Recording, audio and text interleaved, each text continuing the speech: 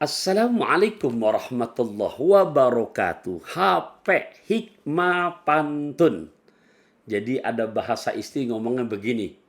Aku mau ke Sukabumi, tapi lewatnya lewat jalan layang. Aku pengen punya suami, tapi suami yang penyayang. Nah, berarti ada bahasa begini, buat para suami harus tahu nih. Karena kejadian yang marak bahkan terjadi di public figure yang dimana istri sampai pada bengep, naudzubillah min dzalik, ya, kemudian anak sampai ditendang. Saya nggak perlu sebutkan inisialnya, intinya banyak terjadi begini. Nah, untuk menjawab permintaan netizen, kita lihat bagaimana pandangan Islam. Oke, jadi ya bahasanya kekeranji beli kue lapis. Kita ngaji di HP Hikmah Pantun rada tipis-tipis. Saya kutip satu hadis Nabi kita Muhammad sallallahu alaihi wasallam, dan ini ditulis oleh Syekh Nawawi Al-Bantani lewat kitabnya yang lain yang bernama Uqudul Zen fi Huquqiz Zaujain. Sayyidina Umar radhiyallahu an, yang dimana Nabi menyebutkan inilah anzuru ila sayatinil jinni wal insi qad farru min umaroh. Ini Rasul yang menyebutkan. Dalam redaksi yang lain ada juga yang berbeda. Intinya sungguh kata Nabi, aku melihat setan melihat bayangan Sayyidina Umar aja grogi. Saking luar biasa tingkat keimanan, keberanian daripada Sayyidina Umar begitu masuk Islam. Dalam hadis yang lain, sampai-sampai ya di mana Sahibur Rotib dalam kitab Risalatul Mu'awananya mengutip bahasa Nabi, kalau setan lagi mau lewat gang ini ketemu papasan dengan Sayyidina Umar, maka setan pindah mencari gang yang lain.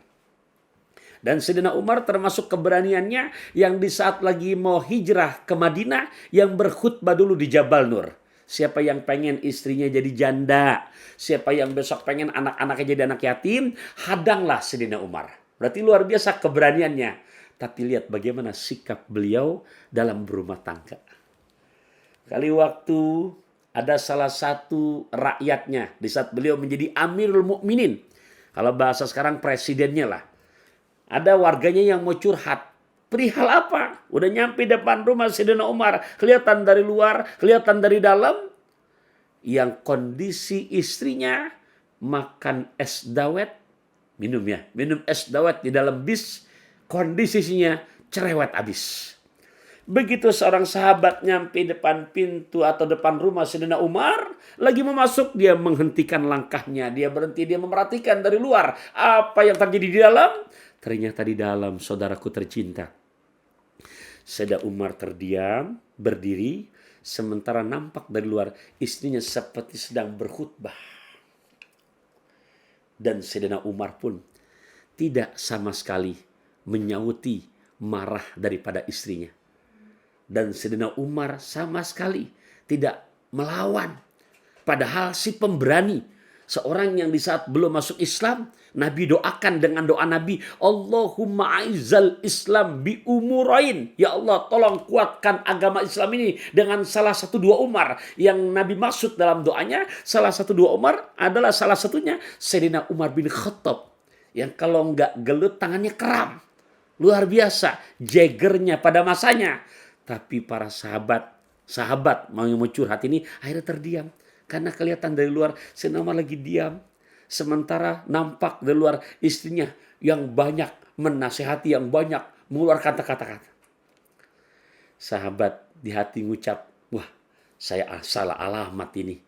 Mau cerita perihal istri secara cerewet, ternyata di sini lebih cerewet lagi. Akhirnya dia putuskan untuk pulang. Sahabat lagi mau pulang, mau muter balik pulang, Sayyidina Umar pun berhenti nih, ya, minta izin ke istrinya, lantas dia keluar. Dia panggil sahabat yang mau ke rumahnya nggak jadi nih, sini, kenapa kamu nggak jadi akan bertamu ke tempatku?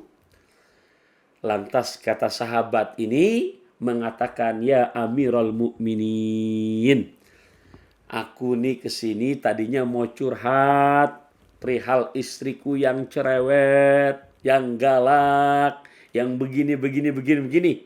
Ya, Lantas begitu aku sampai di sini, aku lihat ternyata kondisi di sini luar biasa, dan kamu pun sedikit pun tidak ngelawan, tidak mengebaliki, apalagi sampai memukul, apalagi bahasa sekarang sampai KDRT, sampai menempeleng, sampai mukul, sampai pada bengep, sampai pada luka. Apa jawaban Sayyidina Umar? Wahai para suami yang suka galak sama istri, disimak baik-baik. Ini bukan dongeng, tapi cerita yang bisa dipertanggungjawabkan kebenarannya. Aku bukan tidak bisa melawan istriku. Bukan tidak bisa untuk membalikan kata-kata istriku. Tapi aku berpikir, dari sejak aku nikahi dia, ternyata begitu dia menjadi istri terhadap diriku, betul-betul jadi makmum lillahi ta'ala. Karena manapun kita berangkat pergi tugas, istri selalu siap.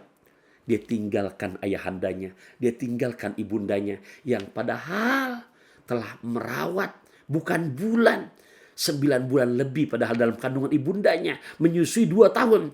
Dia rela tinggalkan, lantas bermakmum sama kita sebagai suami. Apakah nggak memperhatikan?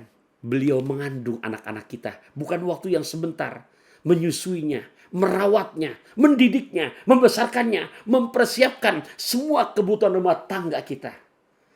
Jadi aku bukan gak mampu untuk melawannya. Karena jujur, kemarahannya, emosinya masih belum seapa-apa dibanding dengan perhatian dan kesabaran yang telah diberikan dalam rumah tangga kita. Ya Allah, wahai para suami, semoga bisa paham dengan cerita ini. Istri kita tidak minta banyak. Aku mau naik onta, tapi yang sampai ke Palestina. Aku mau bangkau bicara cinta, tapi yang membuat hatiku bahagia, lahir batin. Akhirul kalam.